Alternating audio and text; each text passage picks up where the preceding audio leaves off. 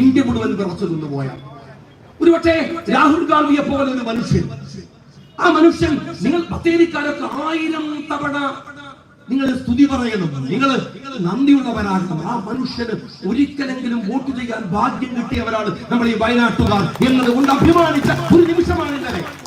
ഒരു നിമിഷമാണ്. എന്ത് മനോഹരമായിട്ടാണ് അയാൾ ആ പവർ പോയിന്റ് പ്രസന്റേഷൻ നടന്നത്.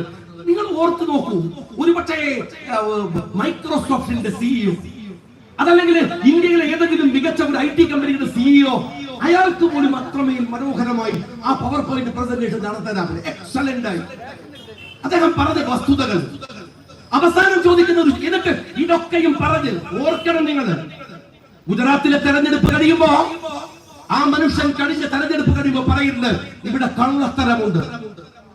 അതും പറഞ്ഞ് അയാൾ പോയി എന്നാണ് വിചാരിച്ചത്. ദിവസവും ഈ വിഷയത്തിന്റെ പിറകിൽ ആ മനുഷ്യനുണ്ടായിരുന്നു. എല്ലാവരും പോയി, പക്ഷെ അയാൾ പോയില്ല. ആ മനുഷ്യൻ അതിന്റെ വസ്തുതകളെ ചികണ്ടെടുത്ത് ഞാൻ പറഞ്ഞത് എന്താണോ എന്ന് ഇന്നലെ അക്കമിട്ട് ലോകത്തിന്റെ മുമ്പിൽ അയാൾ പറഞ്ഞു വെച്ചു. നിങ്ങൾ ഓർത്തു നോക്കിയത് മറ്റൊരു കാര്യമുണ്ട് സ്നേഹമുള്ളവരെ.